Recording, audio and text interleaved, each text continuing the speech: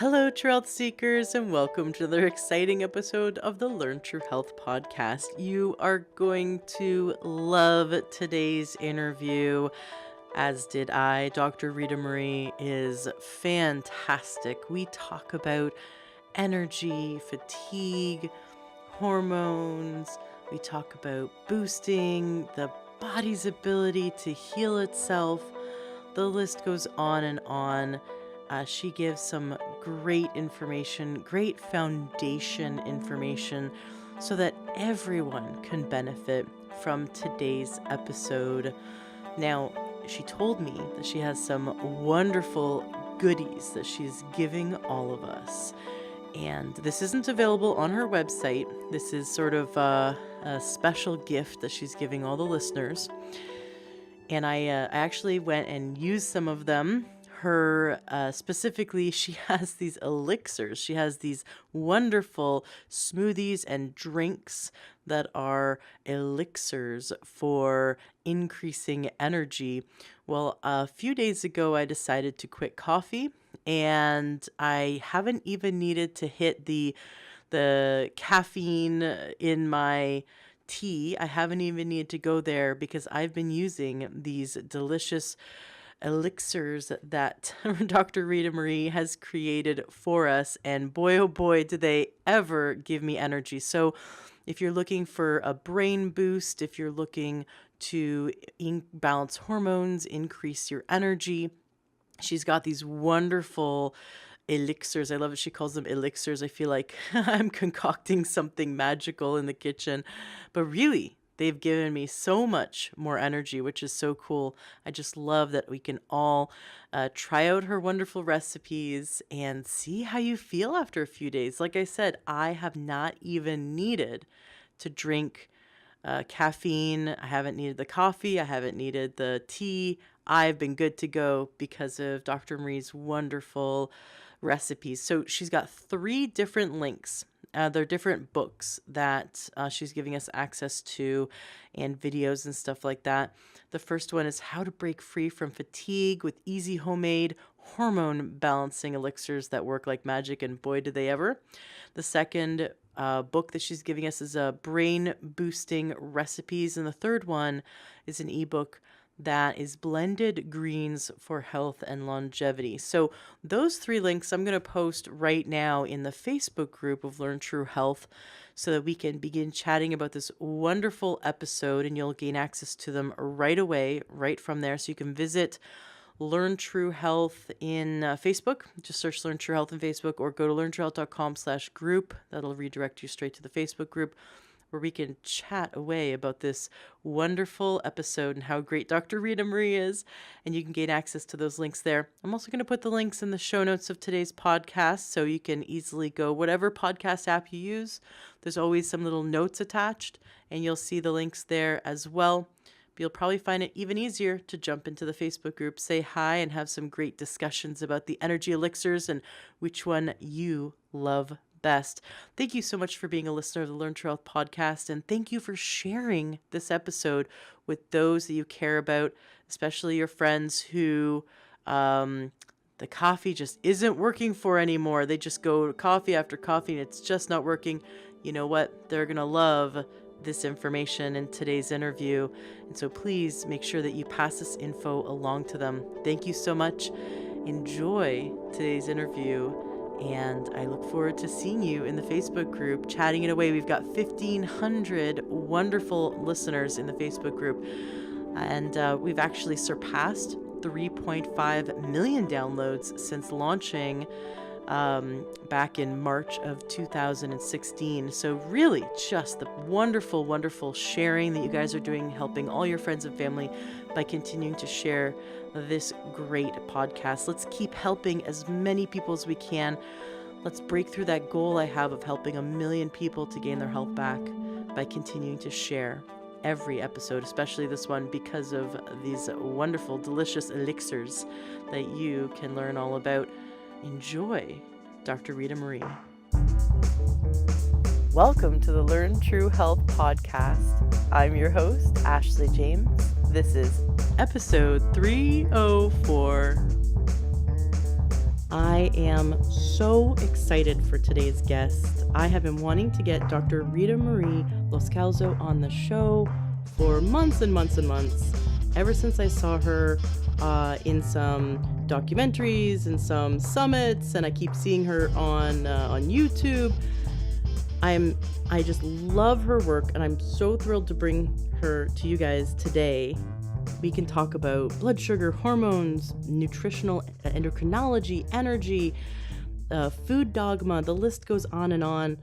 But first, I really want to hear your story. So welcome to the show, and thank you so much for taking the time to be here, because your schedule is crazy. I know you're about to launch some kind of live event coming up. So thank you so much for inviting me and for your patience in getting our schedules hooked up. And yeah, we're about to do a 3-day nutritional endocrinology event on actually nutrigenomics. So we're going to be focusing in on how do you use knowledge of someone's genetics to help create personalized nutrition programs. And I'm very excited about it. And I'm excited to be here talking to you today.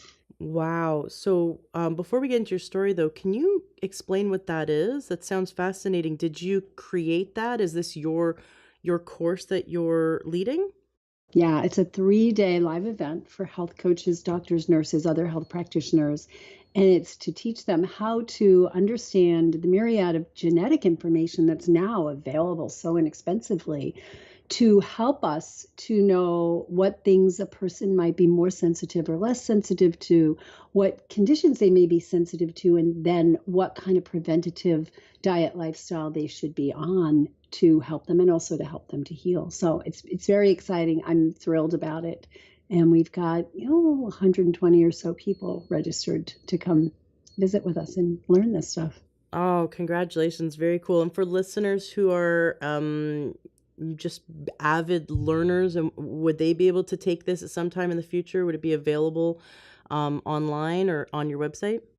Absolutely. So yes, and you don't have to be a practitioner. Some aren't, but like you said, an avid learner, somebody, I call them, really knowledgeable, geeky health enthusiasts who really want to know how to do this stuff for themselves. Because I believe that everybody should become empowered to be basically the voice of reason for their own body. And yes, we'll be recording it, and we'll be making the recordings available online.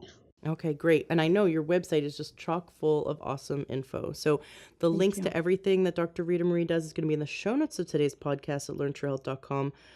All right, let's get into your story. So I know that you're a chiropractor, but what I thought was really funny and cool is that you chose to become a chiropractor because of your passion for nutrition. People don't often think of nutrition when they think of chiropractic care. So let's get into it. Why did you get so excited about nutrition? What happened in your life that you wanted to go that route? Okay. Yeah. Well, I was mid-20s, and I had been just an average person. Well, an average person in terms of the way I ate, a hyperachiever, always an overachiever, always doing too much and trying to get too much done. And mid-20s, my health started falling apart. A little earlier than that, it fell apart a little bit with headaches, really blinding headaches when I was in college, and went to the clinic, and they gave me Valium of all things to take care of my headache. And then when I couldn't get my body out of bed in the morning, I then decided that that wasn't the way to go. But I still kept on my life because I had no idea nutrition had anything to do with anything. So fast forward, I was in a job. I was just a couple of years out of school, really. I probably 3 years out of college, and I had moved up quickly and was really working hard. And I started to develop more symptoms. I started to develop this chronic sinusitis. I started to get the headaches kept coming back. And what I called brain fog back then, and nobody had ever heard of brain fog, but that's how I described it, was brain fog. And now, 30 years later, 35 years later, everybody's talking brain fog. So it was sinus problems, brain fog, headaches. And I didn't realize I had fatigue because I never felt tired, because I was drinking like 10 cups of either black tea or Diet Coke a day. So that kept me from feeling the fatigue because of the caffeine. And then when I just started to develop this like doubling over pain in my stomach every time I ate, I went to get it checked out. And I was put on ulcer medication, and I was tested for ulcers. And then one day, sitting in the gastroenterologist's office, he came to me and said, "Wait, we have good news for you." I said, "Oh my gosh, great. I'm finally going to get over this horrific pain." And he said, "You don't have an ulcer." And I was like, "Great. That's so exciting because I am only 25 years old and that would be pretty miserable. But what do I have and what do I do about it?" And he basically said, "I don't know, and just keep taking the ulcer medication." And I was a pretty intelligent person, What? and I am. And I was like, that didn't make sense to me. You want me to take medications for a condition I don't have? And I asked, "How long will I have to take this medication?" He goes, "Well, I don't know, for as long as you need to." And I'm envisioning myself, here I am at 25. What am I going to be in 50 in a wheelchair or dialysis or like, and what does medication that you don't really have the condition of do to your body? And I just started questioning. So I thought, I wonder if it has anything to do with my diet, because stomach does relate to diet. And he laughed at me and said, "No, of course not." Oh And my that gosh. became my challenge. Like, how could you say that pain in your stomach doesn't have anything to do with your diet? Because I was eating a pretty horrific diet at that time. I would eat pints of ice cream at a time, not just a little bowl. I would eat pints. I would eat Triscuits for dinner because I was too, tired, lazy to make anything else. I would just grab a box of Triscuits and eat them. I drank Diet Coke up the wazoo. I drank lots of alcohol. And I just said, I wonder if my diet's causing me some issues. And that's when I started my pursuit and discovered, and it took me a long time to figure out how to change my diet and change my lifestyle and get well. And I did get well. And I thought, wow, this was really kind of fun learning this stuff. And why did it have to be this hard? I want to be a person that helps people to get the answers and not take 2.5, 3 years to do so. And that's when I decided to leave. So at that point, at juncture, I was in a really good career. I was making a ton of money back in 1986. I was one of the few women professionals in the computer industry back then. And I decided I wasn't happy there. I wanted to do something more meaningful, and I wanted to use my amazing diagnostic skills for computers to actually help people. And so I started thinking about, well, how do I do this? I could go back to medical school. I'm not too old to go to medical school. Or I looked into other things, osteopathic, naturopathic, and chiropractic. And I would have chosen naturopathic if the naturopaths were licensed in my state. I was in California at the time, and there were no naturopathic schools in my state. And I'd have to go to Oregon and leave my husband. And, I wasn't going to do that. So I decided, after going through the pros and cons, I looked into and found a lot of chiropractors were doing work in nutrition. Some of them were even running fasting institutions and clinics where people would come in and actually stay, residency programs, and get the nutritional help they needed. So that's what I decided to do. So I went back to school and got my degree in chiropractic. And about halfway through that, I found this not online, but it was a distance learning program that the University of Bridgeport did, a master's of nutrition. And they would come to San Francisco once a month. And I would spend like 3 days locked in a room learning nutrition for 2 years. And so by the time I graduated, I had my doctorate in chiropractic and I had my master's in nutrition. And started my practice, and then just kept adding on to that. Took certifications in herbal medicine and heart math and acupuncture. And here I am. And I love it. my story gets a little bit more, like my story my passion for it got a little bit more amplified, let's say, when in my senior year, I was about to graduate. I was in my internship, and my mom at age 56 had a heart attack suddenly and died. Oh, Like, here today, gone tomorrow. I'd literally spoken to her just a few days before on the phone. She was fine. And on my birthday, my 35th birthday, my 35th birthday, she died. oh, And I was heartbreaking. devastated. Like, how can I help people, all these people in the world that need help? And I couldn't even help my own mother, And 2 years later, same thing happened to my dad. And so I was like, I've got to get this out here. I've got to help people to learn how to prevent this. They weren't sick. They had not been diagnosed with any kind of conditions by their doctors, but their lifestyle was, let's just say, not the best, right? They Mm-hmm. thought I was a nutcase with the way I was eating and the changes I was making. And I want a world where every doctor thinks the way we do about health and nutrition, that every doctor says to people, like, you can't do this, or you can't keep doing this to your heart. You can't keep doing this to your lungs. You can't keep doing this to your body. And here's what I want you to do. Because people listen to their doctors. They do. But they don't listen to their family members who become alternative type doctors. And that's why I'm so passionate about what I do. And then 10 years later, 10 years, 2008, so that was like 10 years ago, my sister, my younger sister, second to the youngest sister of a family of 9 kids, she got lymphoma. And they said, oh, we can help her, we can help her, we can help her. Three months later, she was gone. And she was just 44 at the time. Oh. And the problem was she was obese. And nobody told her that her obesity was causing her problems. Nobody told her that the fact that she had no fresh produce in her house at all was a problem that was eating at her health. Nobody told her that all the fatigue and the chronic gut problems and, taking Maalox all the time and taking sinus medications all the time, nobody told her that that was hurting her and could be killing her. And I want to change that world because people need to know this stuff. And when people know that and they hear it from the authorities, they listen.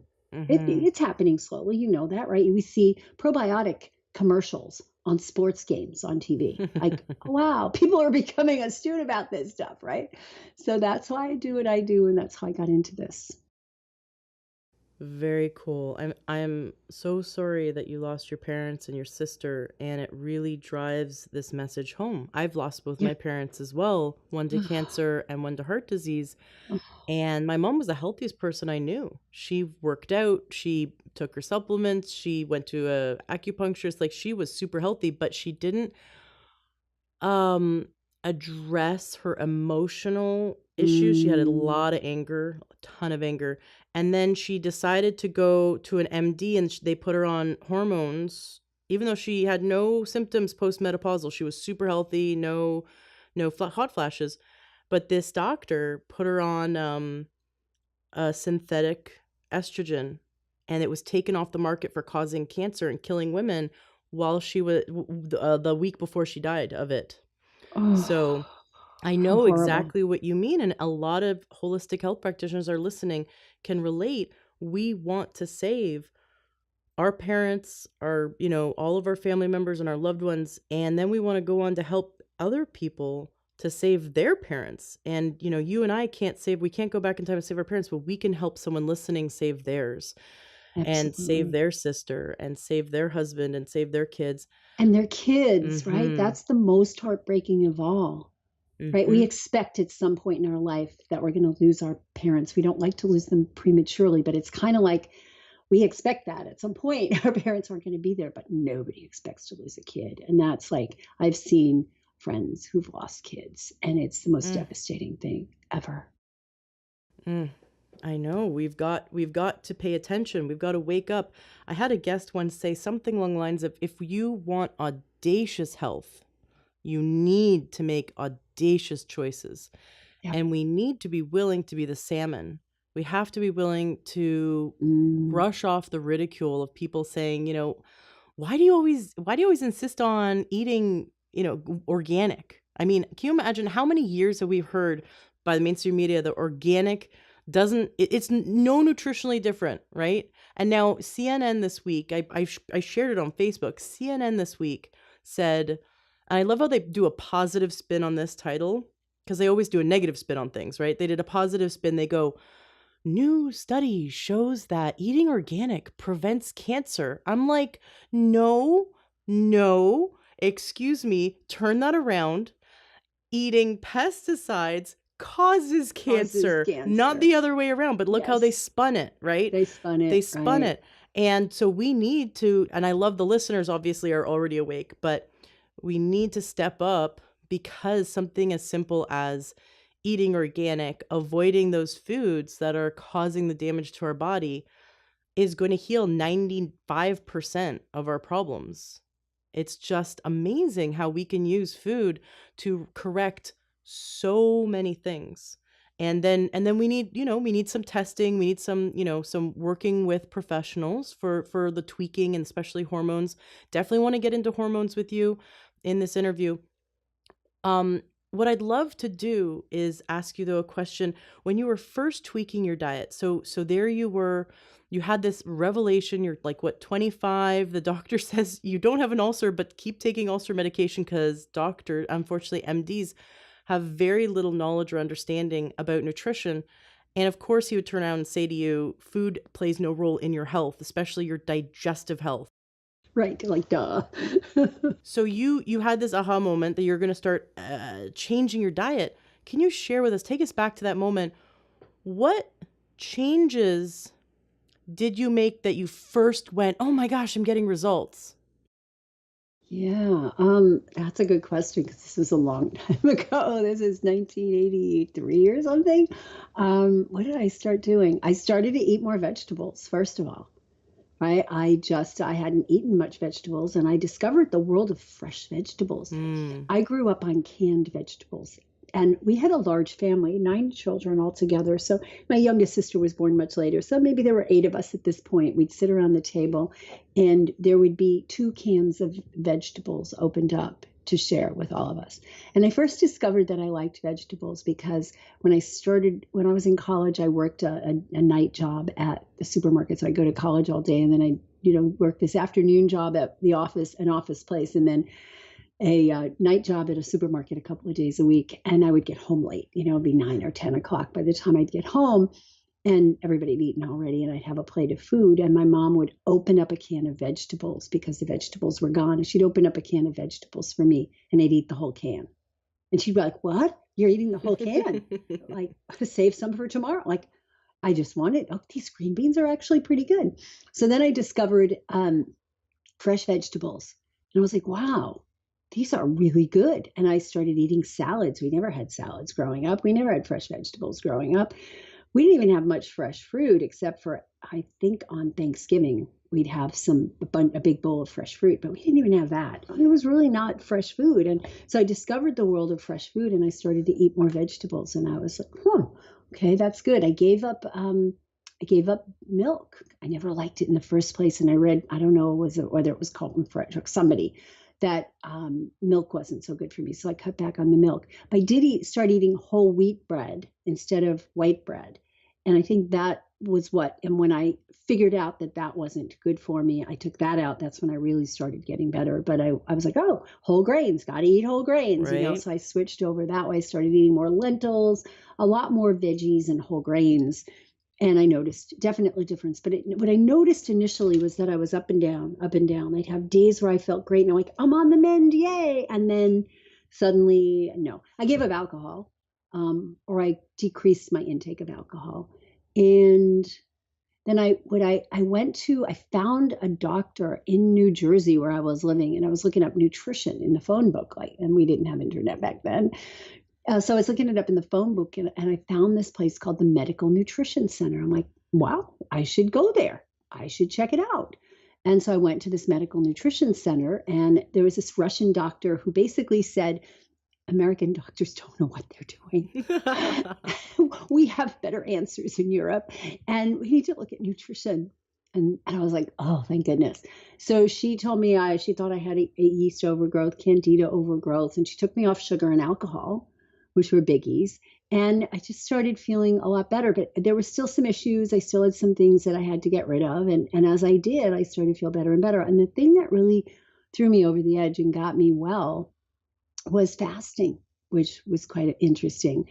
I was sitting at a gas station one day, my tires being rotated or changed or whatever, and I was reading a nutrition book, and this guy comes over to me and says, "Oh, you're interested in nutrition?" And I said, "Yes." And he said to me, he asked me what was going on, and I told him, and he goes, "You need to fast." And I'm like, "Oh, fasting. Yeah, I've done that. I read this book called The 5-Day Allergy Relief System, and I had me fast for 5 days, and I felt great, except that once I started eating again, I felt awful." And he said to me, "You didn't fast long enough, and you didn't reintroduce the food properly. You need to do a proper fast." Gave me the card of a place that was nearby, like an hour away. So check these guys out. Just go down and do their open house and see what they have to say. I think you'll be surprised. And I did, and it was a place that did fasting. They took people in to do fasting, and some people weren't fasting. They were doing just a real clean diet. And I was fascinated by this. I went down and I listened and I was fascinated and actually did a water fast, went there, and it changed my life completely. It was then that I decided I was going to go into this field, that I was quitting my job. That was it. I was quitting my Oh, job and I was going to do this. This is it. that is so cool. That moment of clarity that you gained in your fast Yes, was this is I am so passionate about this. I have to do this. I have to completely change my life and dedicate it to helping people. that's right. That is so cool. How many days did you do that fast for? You're going to laugh. 28. Yeah, but and that's the thing about you've got to be medically supervised for Oh, yeah. anything, probably more Yeah. than 3. I interviewed Dr. Allen from Oh, the yeah. yeah, Goldhammer. yes, Goldhammer. Yes. I interviewed Dr. Goldhammer and he really opened my eyes to fasting. I was so ignorant to how cool it was. It's very It cool. is It's so very neat. cool. I just love that. So do you teach fasting? Do you promote it now as something that people should do? Yeah, I'm careful about it because, like you said, a lot of people, you need medical supervision for it or some kind of supervision, somebody that knows what they're doing. But I definitely have guided lots of folks through short fasts. Sometimes it's 24. I'm a big fan of 24-hour fasts once or twice a week, and I've seen tremendous results. Intermittent fasting is a term for that, although there's a lot of different explanations of what intermittent fasting means. Some people think intermittent fasting as like eating just during like an 8-hour window a day and fasting for 16 every day. Others think of it as doing like a 24-hour fast. So you're basically eat dinner one day and you don't eat again until dinner the next day. I did that today, and then do that twice a week, but not consecutive days, and that's really helpful. But it depends on the person. So I am a big fan of it. I actually guided someone once through a 28-day fast because he'd heard that that's what I did, and his wife had told him that, and he was like, I want to do that, and he ended up over the course of that 28 days getting off of his insulin, his oral diabetic medication, and his blood pressure medication and his statin, and Yes. had perfect numbers at the end. And I Nice. lost 40 pounds or something and was feeling amazing. So it can be done. I was a little hesitant, and I'm not going to do that again because it was a lot of stress for me because like, okay, what if something goes wrong? And we kept in touch every day, but it's just something I did as a favor for a friend. But Mhm. I have guided people through 5-day fasts, which I think can be done safely for most people, not everyone. And if anybody is under the care of a doctor, is on any medication at all, I have them talk to their doctor first. And that's what I did with this guy. I made sure he tuned in and got his doctor aware. And the doctor wasn't happy, but actually helped him with how do you wean off insulin? How do you wean off the medications? And then at some point the doctor went, you know what? I'm not supposed to approve of what you're doing, but I'm fascinated. And I keep telling people what you're doing and how much better you're getting. So he influenced that doctor into at least opening his mind a little bit about Great. the fact. Yeah, it's Love really it. cool. That's so Yeah. great. Um, I've heard that if someone is doing intermittent fasting, so like you said, twice a week, or maybe they're opening, like they're only having an 8-hour window a day where they eat, Hmm. um, that if they're in sympathetic nervous system response, if they're most of the time in stress mode, it actually is not a healthy fast. That to utilize the benefits of a fast, we need to stimulate the parasympathetic system. Hmm. Is that correct, and can you elaborate on that? Yeah, so the parasympathetic is the part of the nervous system that's our calming, our healing, and it's where we go when we do meditation or yoga. And what happens is, if you're very stressed, you're going to stimulate the production of a hormone called cortisol. Cortisol is then going to put you into stress mode. And then you're going to, just the fact that you're not eating, if you happen to be stressed, is going to produce even more cortisol, and cortisol damages. It causes blood vessels to dilate to the periphery so that you can run and jump and get away, and it to constrict going to the core organ system, so it shuts down digestion, it increases heart rate, increases respiration, increases blood pressure, and that's counterproductive in a fasting state. So the ideal fast is one where You do some exercise, but not over exercise. Weight bearing exercise tends to be the best, like lightweight workouts. And light is relative, right, to what you normally do. If you normally lift 300 pounds and you drop down to 250 those days, and you normally work out for 45 minutes and you drop to a half an hour, that's considered light. But for the average couch potato, right, doing 20 minutes of light, body weight exercises is very beneficial during a fast. But going and running 16 miles is very detrimental during a fast, right? So I always, if I'm going to do a fast, and I do periodic short fasts, if I'm going to do that, what I will always do is I try to plan it on days where I don't have a lot going on. Like right now, I'm preparing for a big live event, and it's not a good time to fast because I've got a lot of stress going on, right? I don't want to add one more stress to my body. Right. Got it. Yeah, I heard something along the lines of that the body will, if you're in stress mode and you are fasting, and people don't even know they're in stress mode because stress isn't an emotion, right? Yeah, Stress is like just worry, and life is happening and we're being busy, and the body is not in healing mode. It's not in that rest and digest mode. And when we're in the stress response, or what I heard is that the body will turn more of our muscle into glycogen. We'll turn more, and instead of go into that nice ketogenic detox state that we naturally go in when we're fasting. And so we shouldn't fast and kind of do 20 things. We should exactly. fast and just Totally. rest. Totally. And what happens is cortisol as a hormone prefers breaking down muscle. It's a Right. process called gluconeogenesis. It prefers breaking down muscle. The typical body function, glucagon, so we have insulin, which stores sugar. Glucagon detects when the sugar, or the pancreas detects it and stimulates glucagon when the sugar is too low to bring the sugar up. And that prefers glycogenolysis, the breakdown of glycogen. So that will go to the muscles in the liver to break down glycogen, right? So if you're in stress, you're going to break down muscle because that's the easiest thing. Take amino acids and convert them into sugar.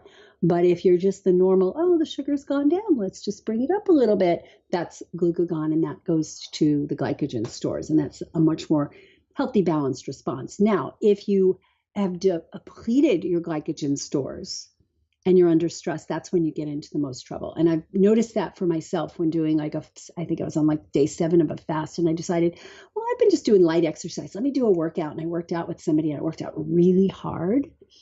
And my blood sugar went up. And I'm like, wait a minute, I didn't eat. I have no glycogen left because I'm on day 7. Where'd that sugar come from? And I'm like, damn, I just burned out muscle. I just burned out muscle because cortisol gets released when we overexercise. It's a stress, overexercise. So that's when I got the hint that I got the personal response to, oh no, I shouldn't have done that. Right. So it's that balance. So we need to Yep, be gentle with ourselves and to get the absolutely. positive benefits. Otherwise, we're just getting negative. There's no gain. There's no ROI. Yes. Um, you mentioned that, and it just reminded me.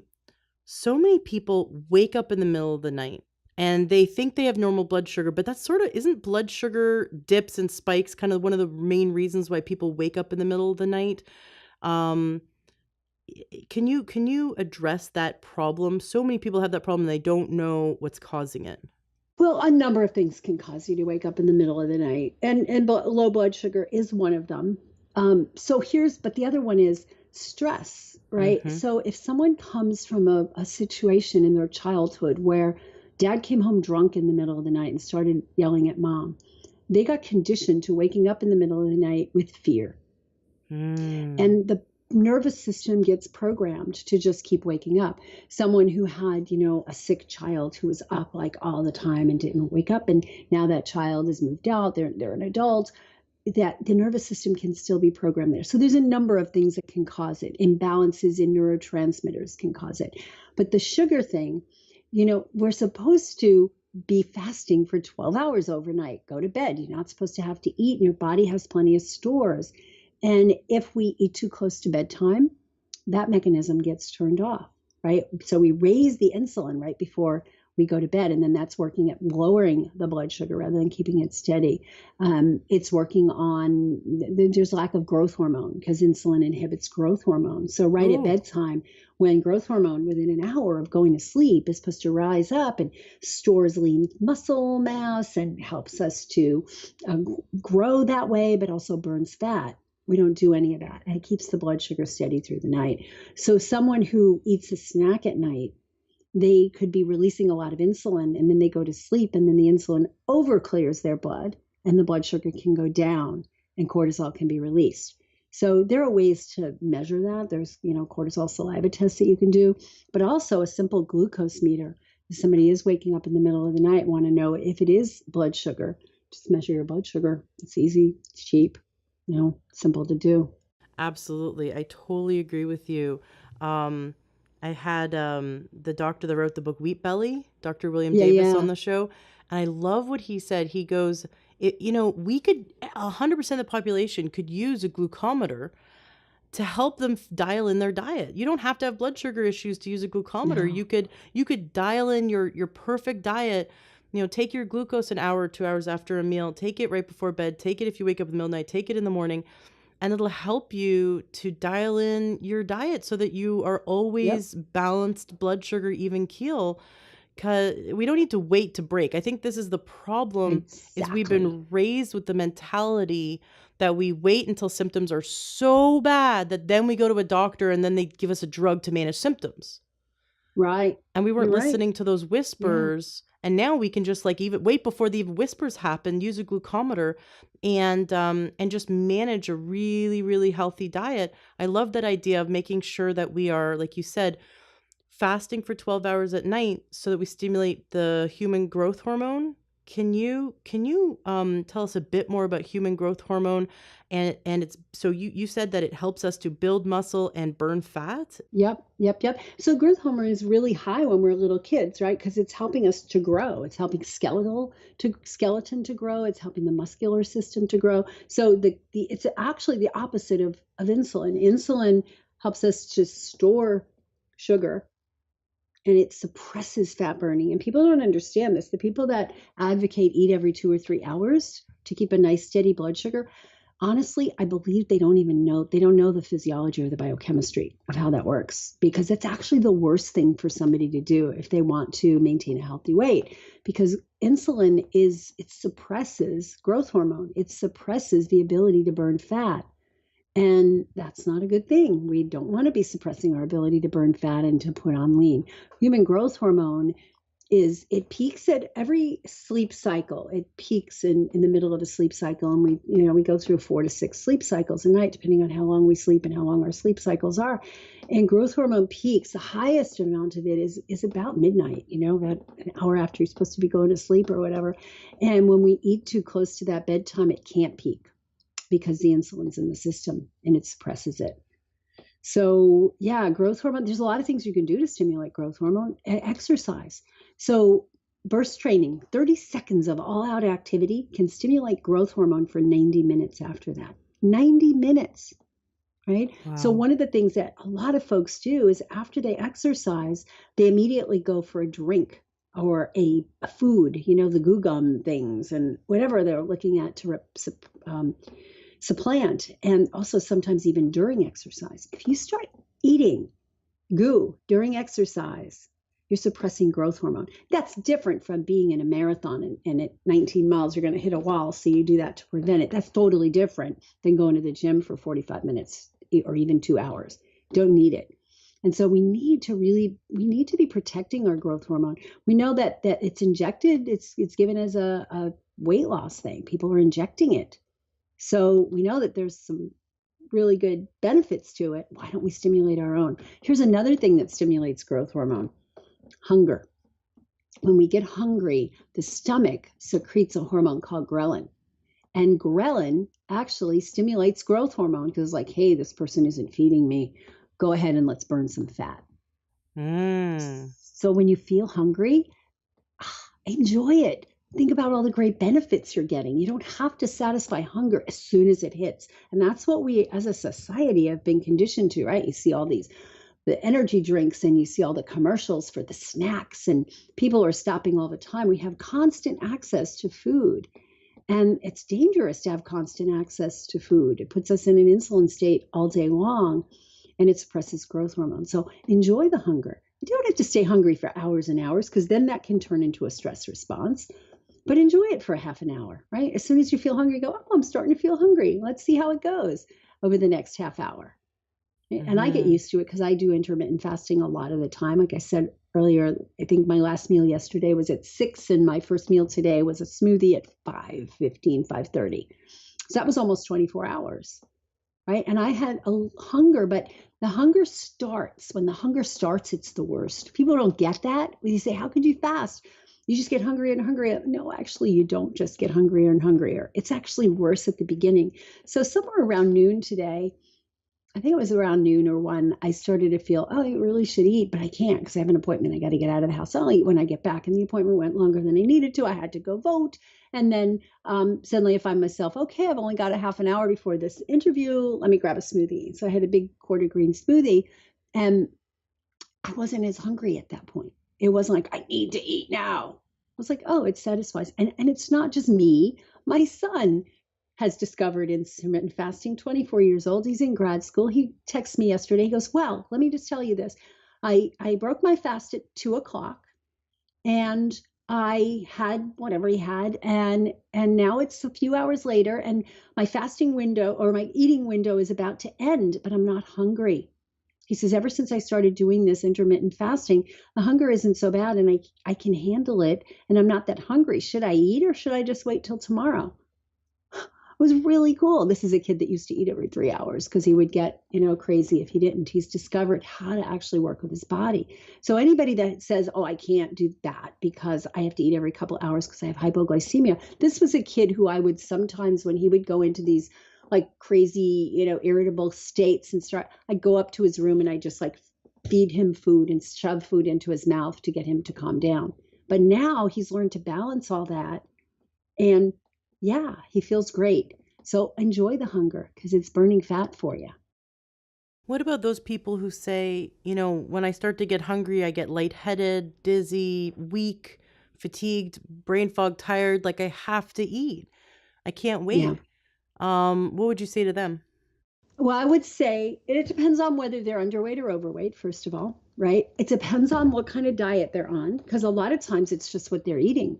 They have these, you have pancakes for breakfast. No wonder you're going to be hungry 3 hours later, like you have Mm-hmm. to pass out, right? Because it's just stimulating some reactions in the body that the body shouldn't be going through. So it depends. So if people are honestly in that state, and that's usually a cortisol response or actually adrenaline response that's causing them to be jittery and aggravated and irritated. So I don't Oh. tell them to do that all at once. So if you get hungry and you can typically comfortably go 3 hours without eating, and then you start to lose it, then I'd say just increase it by 15 minutes. Just start 15 minutes and then get comfortable with that. And then 15 minutes more. And the more we adapt it and the more we change the way we're eating, get rid of the processed sugary foods that cause a blood sugar roller coaster ride and eat the, good fats and get rid of the processed foods. Amazing things happen in the body. It adapts beautifully. What are the precursors to these hormones or to human growth hormone and to supporting like the healthy endocrine system? Um, what could we do to nutrify the body to make sure that the body has all the raw building blocks for these hormones? It's a great question. I want to go back to something you said earlier about your mom and how great she had some of her health pillars in order, but some of them, like the stress piece, wasn't. Now, what I believe is that there's foundational lifestyle habits that everybody needs to adapt, and we need to get in balance because we can't just go looking for that straw. Like, oh, well, I have this condition, so what is the herb I should take or food I Right. should eat for that? Because it's going back to allopathic medicine. It may be using different tools, but the concepts and the attitudes the same. So I call them my body freedom foundations. And they're basically, and I call it that because when you have these foundational lifestyle habits under control, you get the ultimate freedom in your life to do what you want when you want to do it without having to say, I'm too tired, I hurt, I can't do that. So those body freedom foundations, I came up with an acronym, the acronym freedom, so I could remember them actually, and people could remember them. First and foremost, we have to look at fun in life. How much fun are Yes. you having? Most people aren't. Most people that are sick are high achievers and they don't feel like fun is even, it's not a good thing, right? It's just, it's sloppy, right? So I get them to have fun. So fun's a big one. Restful sleep, not sleep with the TV on. It's amazing how many people fall asleep with the TV on and then wonder why they don't get a restful sleep. It's amazing how many people eat right before bed and expect to get a good night's sleep. It's amazing how many people are doing all these like real stress activities and then expect to get a good night's sleep. So teaching people how to have restful sleep. Exercise, movement, whatever that takes. Fun movement is the best, right? So we can combine fun and movement at the same time. Environment, clean environment. We live in a world where there's a lot of pollution in the environment, Mm-hmm. but more than just like pollutants in the environment, there's EMF pollution in the environment, right? So we live in an environment that's stressful, and we need to just get that environment in our own homes and in our own lives as de-stressed as possible. And then we have diet, right? Diet is so, so important, as we've been talking about. And it's not just eat a healthy diet. The doctor may say to you, oh, you are a little overweight, eat a healthy diet. Eat less, exercise more. There's more to it than that. There's so much more to it than that. So how do you actually put the best diet in place for you? And then outlook. What's your outlook? Are you optimistic? Do you have a goal that you're working towards? Do you have a big why as to the reasoning behind why you want to change what you want to do? Like for me, I made all these crazy changes to my diet right away when I heard about it because I wanted freedom in my life. I wanted to be able to run and jump and do whatever I wanted to do when I wanted to do it and not have my body limit me. And my body was limiting me, and I wanted it so badly. I was like, okay, I'll do what it takes. And it's been so worth it. And then finally, mindfulness, those practices. And this would have been where your moms come in. Maybe those last two were the ones that your mom was having trouble with was, she was angry. She didn't have that Mm. positive attitude. There were some old traumas that she'd been dealt that she hadn't dealt with and maybe didn't have some mindfulness practices, whether it's meditation or yoga or tapping or any number of things to really get yourself out of that conscious mind and just allow yourself to sink in and be mindful. So that's what I believe are the foundational pieces that everyone can do, one at a time. I'm taking people through a program right now, and we're in the first month now, and people are having a blast with fun.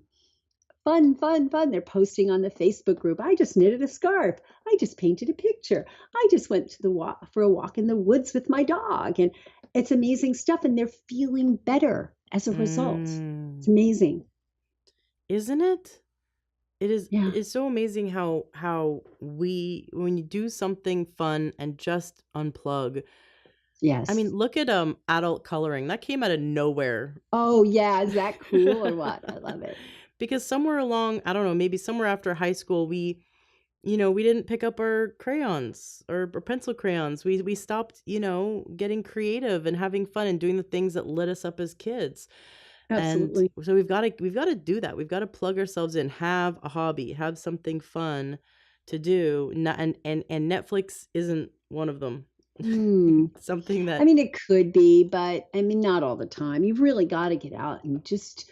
I love what you said about get in touch with when you were a kid, and that's what we do. We have an yeah. exercise, just write down all the things that you love to do that's fun, and people will say, "Well, nothing's fun anymore." And I go, Mm, "Okay, well, what did you used to like when you were a kid? What did you used to find fun?" And that, oh, I liked skiing, but I can't ski anymore because I, hurt my back or whatever. And I'm like, okay, I don't care. Just write this stuff down because even if there's stuff you love to do and your body's not right now in the situation, it can do it.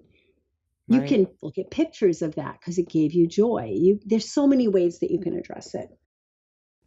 Right. And maybe they can do cross country skiing instead of downhill skiing, or maybe they can, Exactly. yeah, they can Exactly. play Right. with it. Absolutely play with it. Something as fun as go joining a gym that has a sauna and a steam room and a pool, and then just go play in the pool. I got on I think eBay or Amazon, I got this like for $50. I got this little MP3 player that was waterproof. I want to know And how to get that. That's what I want. yeah, it's I was looking for a budget. I'm like, cuz I just, it's like one of those things where I was just going to try it out. I'm like, I don't know if I'm going to keep, be swimming in the pool, so I'm just going to get the cheapest waterproof MP3 player I can get, and it has never failed me. I love it because Oh I my I God, I I want one. dance in the pool. Like my chiropractor, this is back when I was super pregnant, and I couldn't walk, because everything hurt. I was just big, all like so pregnant. And my chiropractor's like, you've got to walk. Go find a gym with a pool in it that's shallow enough that you can walk. Ah, And so I got, LMAO, all of their songs, and I danced, like dance that's walked so great. basically. And so I just did basically my own Zumba class in the pool, giant pregnant woman. It was phenomenal. And then sometimes, I just do laps and stuff like that. But I made it fun because I'm sorry, I'm not going to go to the pool every day if it's boring. Exercise should not be a job. If it is a job, it's stressful. No, I look forward to my exercise. And when I go running like today, I always listen to audiobooks because I don't have time to really sit down and read a book, but there's so much I want to learn. And I always look forward to, well, let me run a little bit longer today. I was Oh, disappointed I could not run longer today than I wanted to, but I look forward to that. And I think I love swimming, but in doing a half an hour or an hour of laps, I get bored. I want to listen to something. I know yeah. that's crazy, but I want to listen to something. So that's what I wish somebody would make an MP3. So now you're saying that I can They're find that. available. Waterproof MP3 players are totally out there, and they're not that expensive. And yeah, I highly recommend it. Just like you said, write down what you love as a kid and then figure out how to Exactly. get it as an adult. Like Yeah. I loved dodgeball. So I'm not good at Oh, it. I I like just that. That was love good. That was dodgeball. fun. Yeah. I need to either start or find an adult dodgeball group because like that's fun. You're not, and then it doesn't, you don't feel like you're exercising, and then you're part of a community and you're having fun. So Yeah. Oh, yeah. so cool. I loved gymnastics when I was in high school. And Mm, when I was a young adult, I started looking for a local gymnastics class and I found one and I actually met someone there who became one of my very best friends in the world because she was the only other adult in there. It was not an adult. They lied.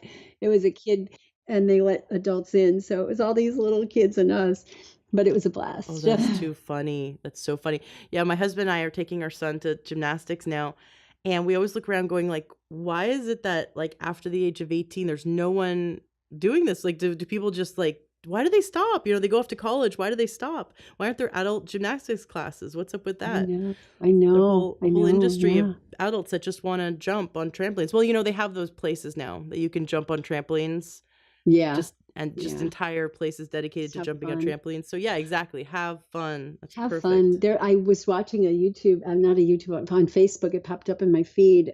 This woman, and I've put pictures of her in a lot of my presentations of giving people hope. Like, no, this whole concept of our health declining as we age is just BS. It's just not what it needs to be. So I found this. It was a video of this woman. She's 91. And I actually got to see her doing her gymnastics, but I've Mhm. just had still pictures before. And she's 91 and she's doing gymnastics. And I mean, literally, she's like doing flips that, Yeah. my God, any younger person could, be envious of. I've seen that one. I love it. I think I've Yeah. cried like 5 times. I've seen it. Yes. Yeah, and Yes. there's a woman in South Africa who's about the same age, and she is a marathon runner. And she Oh, that's so started, I cool. think, in her like 70s or 80s. Like because I think she had arthritis, so that's why she started running. Like it's just amazing. If we listened to the MD, we would have shut down. But Right. but Just we, sit in your wheelchair and wait to die. ugh. Like, seriously? No, that's not the way it should be. I have another burning question. So many people have high blood sugar in the morning, no matter what. Like they'll change their diet, they'll eat no carbs, they'll eat all carbs, they play around with it and they still have high blood sugar in the morning.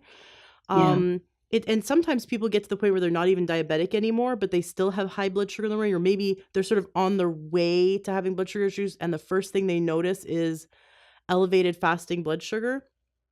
Is that related to stress? Can you help unpack that and explain what we can do to bring us back into balance so we don't have high blood sugar first thing in the morning? Yeah, I wish I had an easy answer for that. A lot of things I have an easy answer for. I don't, because usually in most people, the fasting blood sugar is the last thing to change. And that's why so much prediabetes and what I call pre-insulin resistance is missed, is because that fasting sugar is fine. Fasting sugar is fine, and nobody's looking beyond it. So a lot of that is something happening over the night, something stressful that's raising the cortisol levels. And you can confirm it by doing a cortisol test. You can do a saliva test or a Dutch test. It's a urine test for it, or 24-hour urine test, and you can figure out what if that's related to it. Sometimes it's related to parasites. The parasites actually are active and lay their eggs overnight. And if somebody has a parasite that's getting active overnight, it's going to keep them awake, and they're not going to have restful sleep, and the sugar is going to be high. And then that goes with sleep. People that get up 2 or 3 or 4 times a night to go to the bathroom, that can contribute to high blood sugar. So I don't think there's any one answer. They call it the dawn Mm, effect.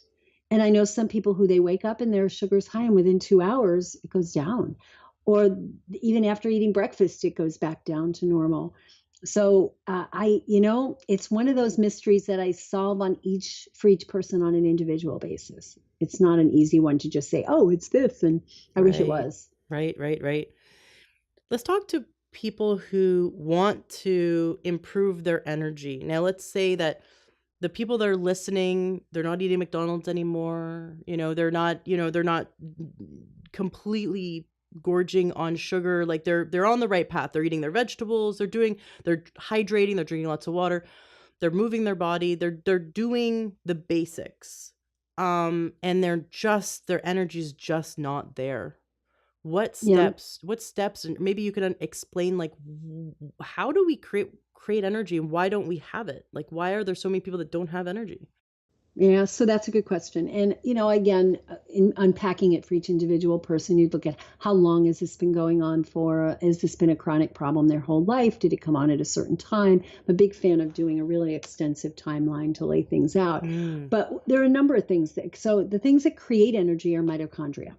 So the mitochondria are in every cell in the body, and they take this sugar and oxygen and put it through the Krebs cycle and come up with ATP, which is the energy currency of the cells.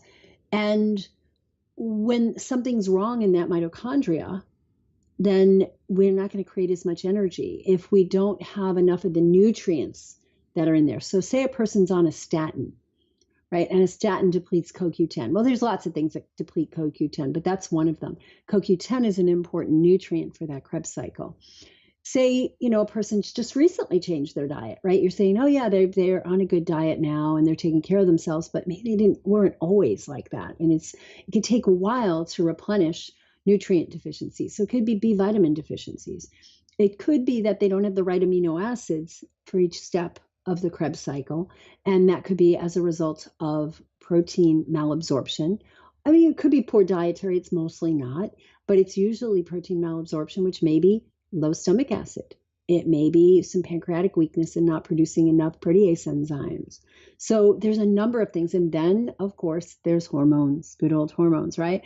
So the adrenals could be burned out from years of stressful life, that the adrenals are just dysfunctioning, and we're not making as much of the cortisol and DHEA that we need to be healthy and energetic. And finally, the one that's looked at first of all, well, there's two more I want to say, is thyroid. Right? The thyroid actually is the thermostat for every cell. It's basically how much are we going to burn oxygen to make energy, right? So we need to look at thyroid issues. Going back to oxygen, oxygen's super important, but if somebody's not breathing deeply, they've had a lot of stress in their life, and they're shallow breathing, they're not getting full oxygenation to their tissue, that can be creating a problem, and deficiencies of any of the nutrients. And of course, there's insulin resistance. So if someone has switched their diet and is now on a lower glycemic, they're not eating sugars and all, but they haven't replenished the nutrients that get depleted from a previous high sugar, high starch diet, like chromium and magnesium and the essential fatty acids, DHA and EPA. That's another thing that can be a problem.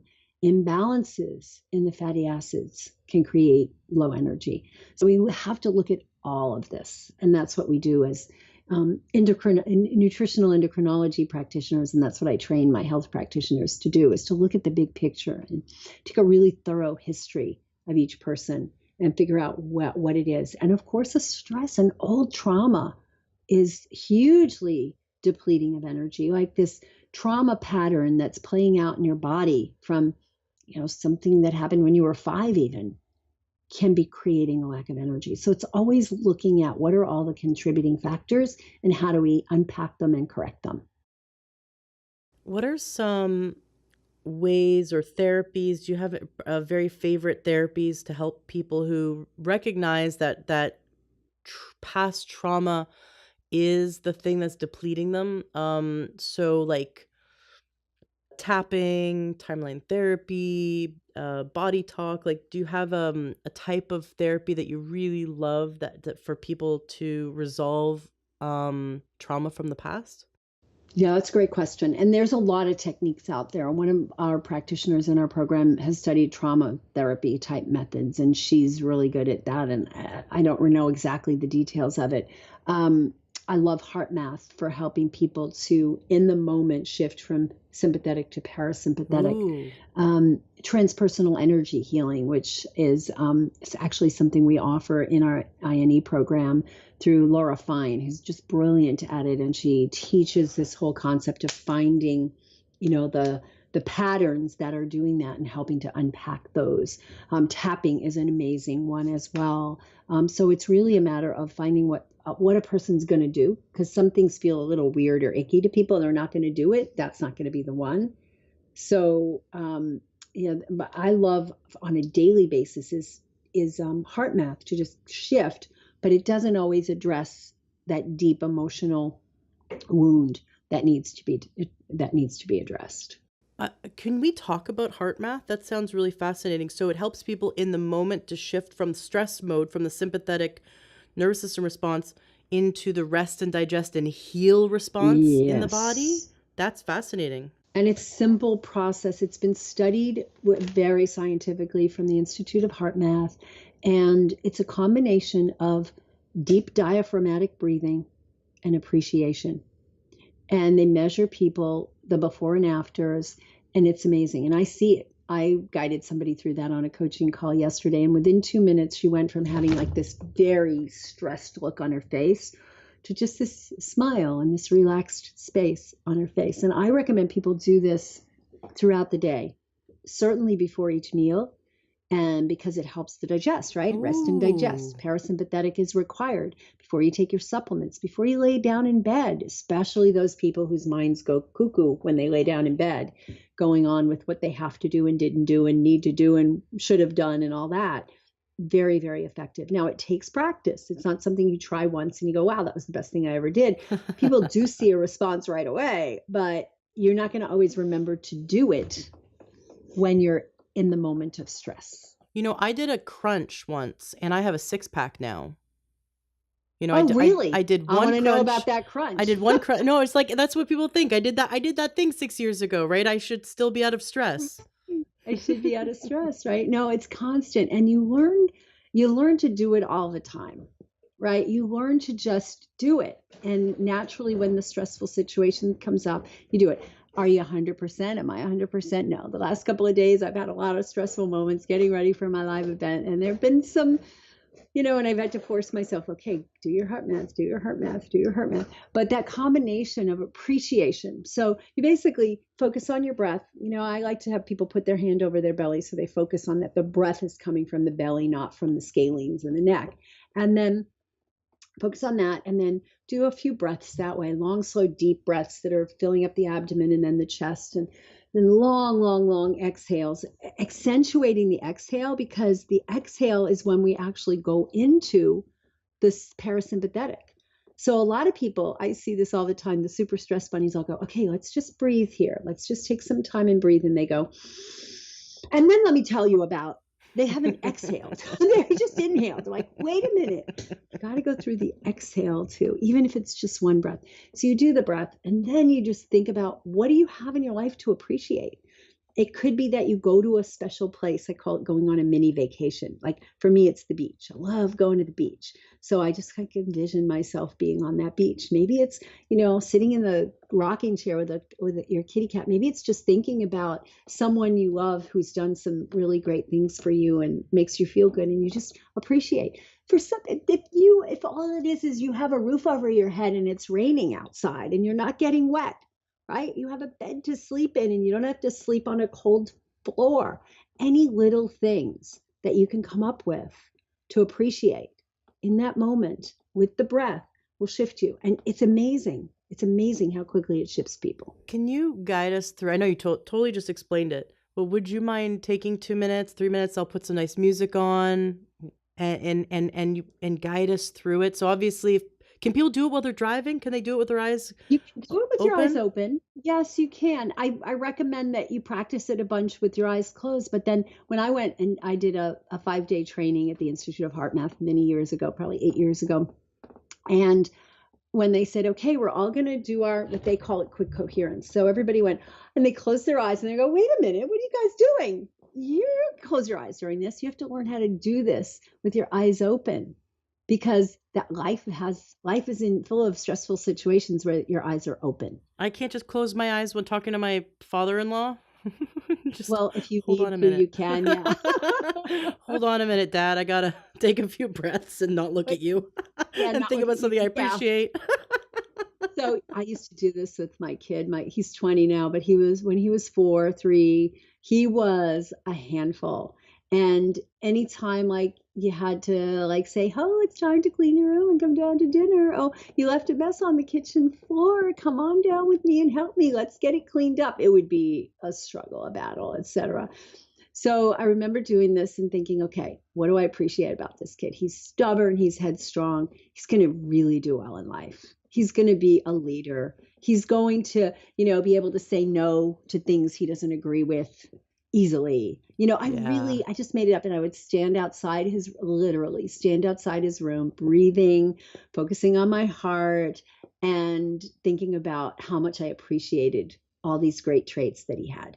And so the first time I did this, I stood outside the room and I'm like, I'm going to try this. I'm going to try this. I went in his room with that in me, with that feeling in my heart. And I said, hey, honey, it's time to clean up the living room and we're going to have dinner now. And guess what he said? Okay, mommy. And I was like, whoa, whoa, whoa. And then this same kid, like 2 or 3 years later, I was upset about something that his brother had done. And he comes up to me and he says, okay, mommy, take a deep breath. And I did. And he goes, okay, take another one, mom. And I took another deep breath. And he goes, sit down on the stair here because we're going to go to 10. We're going to do 10 of these breaths. He was 6 years old. Right. So it's amazing what kids learn, right? I'm totally teaching this to my son. This is awesome. How old is your son? 3.5. 2.5. Yeah, it's good. And when they have a device, and I was playing around with the little device. I don't really use it now, but you can put your finger on it or put a little thing on your ear that measures your heart rate variability. And I had it on an airplane, and I was, sitting next to him. And he goes, "What is that thing?" And I told him what it was. He goes, "Oh, let me see it." So he sits there for a while, and I took out a book, started reading, and he goes, "Okay, Mom, I figured it out." I'm like, "Figured it out? Like, what does he mean he figured it out?" He goes, "Watch this." He goes, "I can make it turn red." And he puts his finger on it and then he like scrunches up his face and he just like gets all like angry looking. He says, "Look, it turned red." He goes, "Now watch, I know how to make it turn green too." And he just like starts to breathe and relax and the thing turned green. And I'm like, oh my God, it's like intuitive. He figured it out. It's very cool. That is so awesome. That sounds like a millennial. Yeah, he's a millennial. He's a millennial You for give sure. them a device. Oh, they figured it out. I figured it out, but it was a very helpful device because That's so and cool. then he had a friend over one day and she was having an anxiety. His mom, she's having an Hmm. anxiety attack. Can you help her? I'm like, oh God, what am I gonna do? I don't know her I just met her today. I don't know her. Okay, I'm gonna try to help her. And I actually just said, what do I know to get? He was thinking maybe some herbs, some ice. So I sat down and I just asked her a few questions and I just guided her through this process. It completely cleared her anxiety attack. Nice. And I taught her, you can do this yourself. You don't need me to Yeah. guide you through. Absolutely. It's a great break state. Gets people out of that loop of focusing on what they don't want to have happen and focusing on the negatives to focusing on what they're grateful for and what's good in their life. And then the breathing is that physiological response. The nervous system and the body's always listening. It's listening to our thoughts. Yep. And I love that because when we control our breathing, it's just a great message to the body just to follow suit. That's so cool. All right, I'm so ready. Let's do this. Okay, let's do this. Okay. So, you can do it with your eyes open or closed if you want. You can choose to put your right hand over your heart and your left hand over your belly if you want. It just helps to focus attention, but you don't need to. You can have them in your lap. And just take one long, slow, deep breath in and fill your lungs completely. And when you think you've breathed as far in as you can, see if you could just put a little more air in there. Hold it at the top of the breath and then let it go. And keep letting it go until you feel like, oh, I need to take another breath. Just push a little bit further. And then you can take another long, slow, deep breath.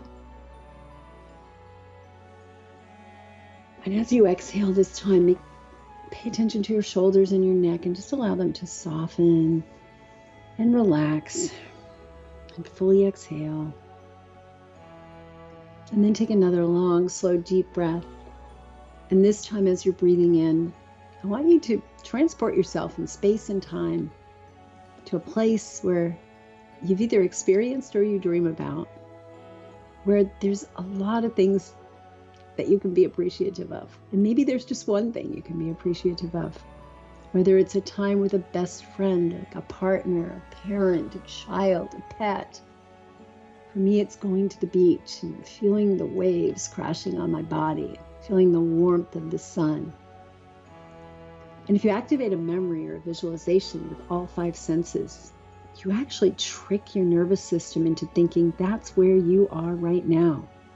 So you feel with your skin, you taste, you smell, you hear, you see. And your nervous system says, I'm there. And when you're in that state of relaxation and bliss and appreciation, what happens is you shift. And of course, you shift in your nervous system from the sympathetic to parasympathetic, but also you change the chemicals in your body. Hormones improve, blood pressure changes, enzymes, your immune system, digestion, all those things get a whiff of what they really could be and should be. And then stay with that a couple of breaths. And then when you're ready, just slowly open your eyes and come back to the present with the intent of bringing back that feeling. And for some, it may be calm. For some, it may be joy, and it may be relaxation, maybe excitement. Whatever that feeling is, bring it back with you. And know that any time throughout your day, you can go to this place. You can go there for 30 seconds. You can learn to go there with one breath. After you've practiced it a little bit, you can go there just to go there. You can go there before you eat to enhance the digestion. You can go there before you go to sleep to assure that you have a nice sound transition into sleep. You can go there when you're stressed, when something's happening that you are not happy with. And you can just go there and see the difference. Beautiful. Very cool. I love it. Thank you. It's so simple and powerful. You know, Yeah. the best, most effective techniques are simple and powerful. Yeah. Yeah, absolutely. Absolutely. And it's something that you can teach children. HeartMath does that. They have actually children's programs, which actually helps enhance their schoolwork, right? We tend to, I don't mean you or I, but we tend to, as a society, have this approach to learning that's better learn it, stress, got to learn it, got to pass a Yep. test, got to do it, achievement. And when they incorporate this into the learning, the kids, they thrive. They thrive. It's pretty amazing stuff. It's really hard to learn when we're in stress mode because the body shunts blood away from the logic centers of the brain Absolutely. to Yeah. focus on, survival.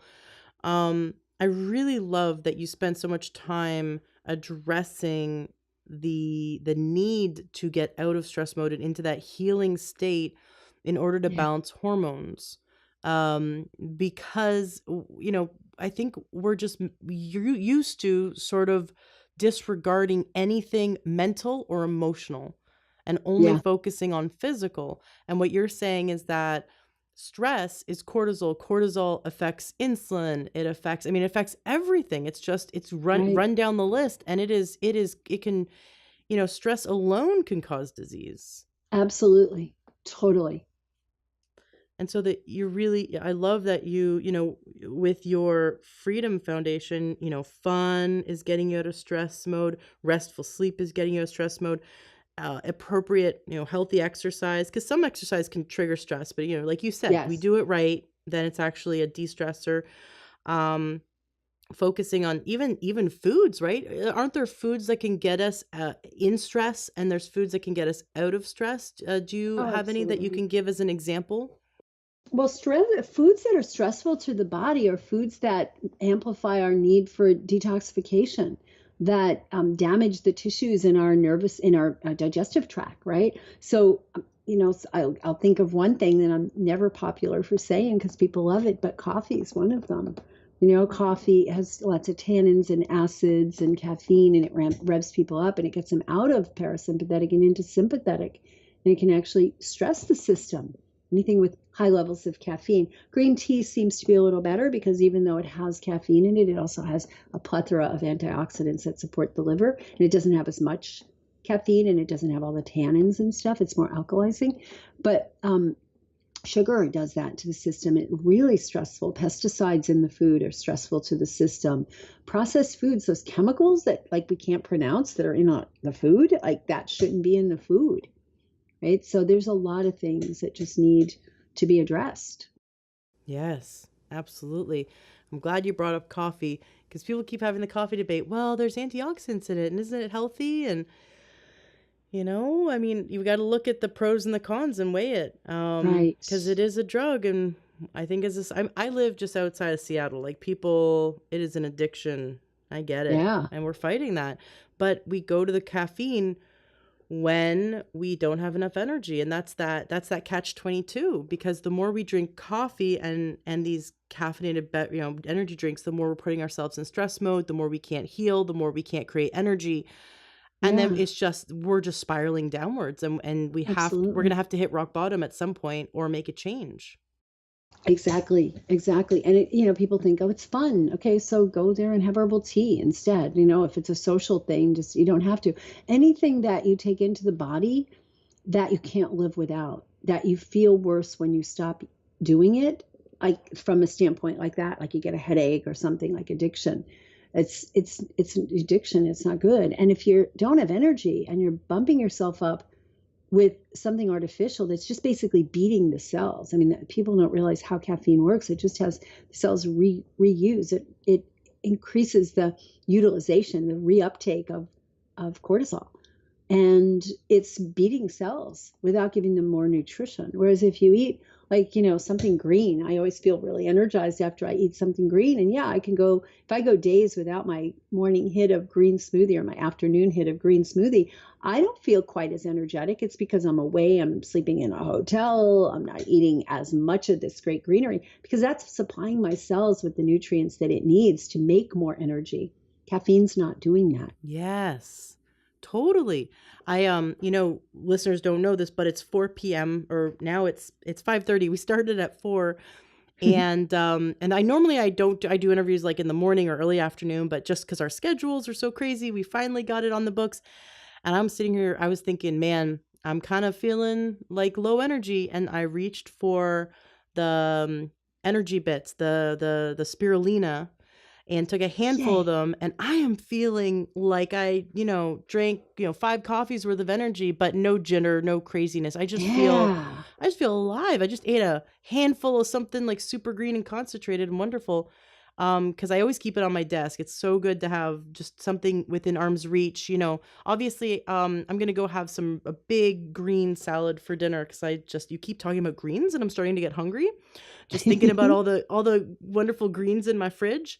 Um, but yeah, just reaching for that and trying it out. Try replacing the coffee with the greens, or just listening to the body and seeing, maybe I need to not push myself this far and I need to take a step back because we need to rebuild our adrenals.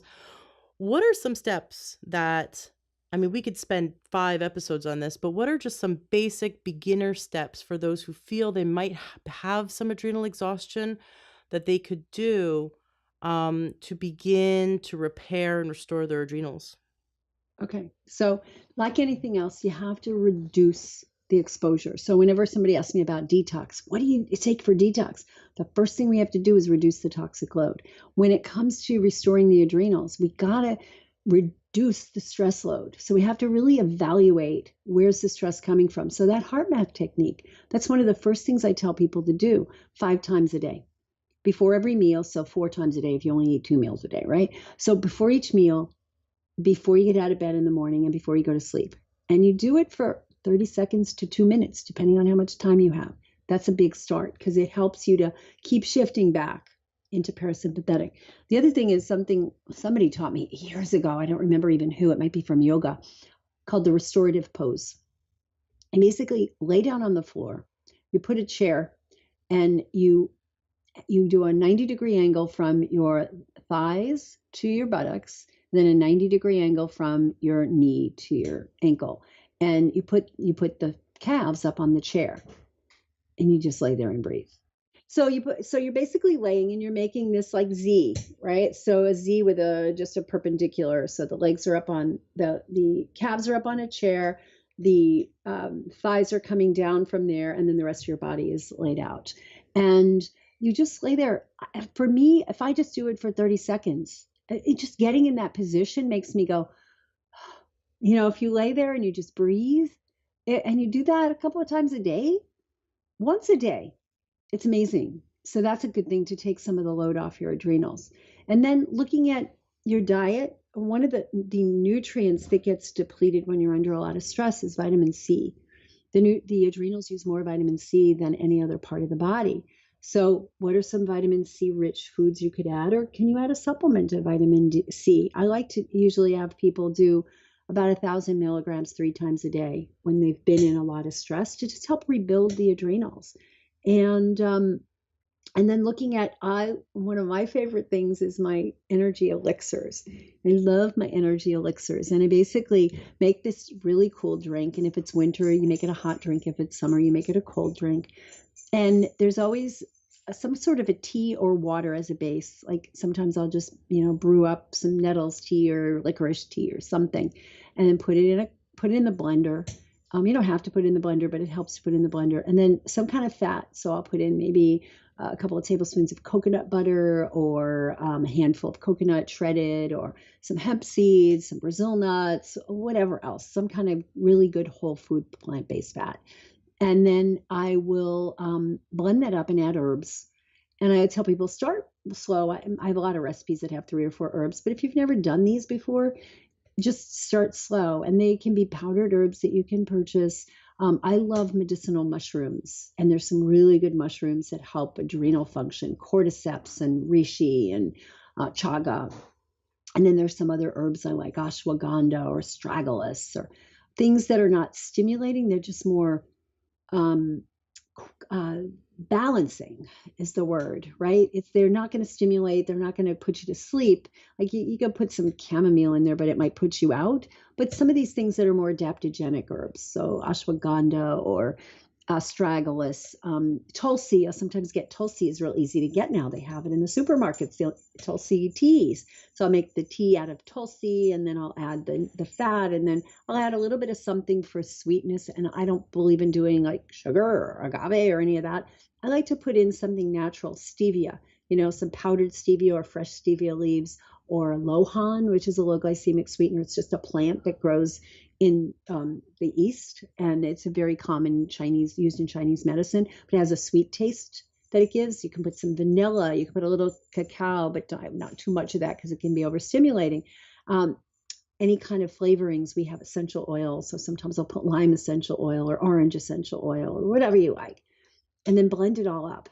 And it's creamy and it's thick. And if it's wintertime, it would have been with a hot tea to make it warm. And it just is very nourishing. And people become, quote unquote, they say, addicted to my adrenal elixirs. But I will tell you that one of them that we did, that I put out there, that some people started following, they told me that it made their hair grow back.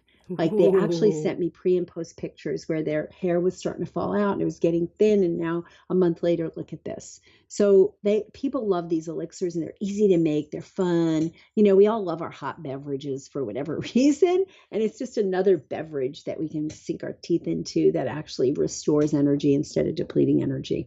Where would we find those recipes? I have a book. I can give you the link to it. I have a book. It's an ebook. It's called Hormone Balancing Elixirs That Work Like Magic. Great. Okay. I'd love the link. We'll definitely put it in the show notes of the podcast for sure. I know a bunch of the listeners' ears are all perked up. They're like, I Yes, can't wait to get that book. It's going to be so exciting. absolutely. It's one of my Awesome. most popular downloads. People absolutely love it. Very Yeah. cool. Well, I can't wait for the listeners to have it, myself included. Now you're coming back on the show in the new year. I'm really excited. We already have you on the books. So we're Oh, definitely cool. so excited to continue this conversation. I know my listeners will have lots of questions. We have a Facebook group. So for listeners who are new, come join us in the Facebook group. Just search Learn True Health in Facebook or go to learntruehealth.com/group. That'll take you to the Facebook group because there, after every episode, we have a discussion about the episode where we can, dive in and talk about it, what we loved and what's really helped us, and even bring up questions that we might have. So those who've listened to this episode can post some questions for you for next time we have you on the show. Oh, I love it. That's so great. When people first go to your website, what do you want to make sure people know about your website when they go to it? Oh, that's a good question. Where should they go? It depends on if they're a practitioner, click on the link that says practitioners and we go to some practitioner downloads that you can get. We have a shop where we have our programs. We have books and programs and videos and audios and things like that. We have recorded classes if you're just starting to get into making healthy foods. I'm a big fan and very good at taking popular comfort foods and turning them into like delicious, nutritious things that are going to grow your body and enhance your body rather than deplete your body like most of those comfort foods do. And so there's under the videos, there's a whole bunch of classes. We have a cheese making class, a non-dairy cheese making class, a non-gluten bread making class, and we have a Thai food made fun, Mexican food. So we have all that kind of stuff. So I think if you just go to the shop tab, you'll see some of those things and they're very inexpensive. We have an eating for bone health video class. We have an eating for hormone health video class. So lots of different resources for folks. Oh, excellent. I've had some listeners who have had full hysterectomies. Mm, What resources would you point them to for those who no longer have ovaries and a uterus? wow.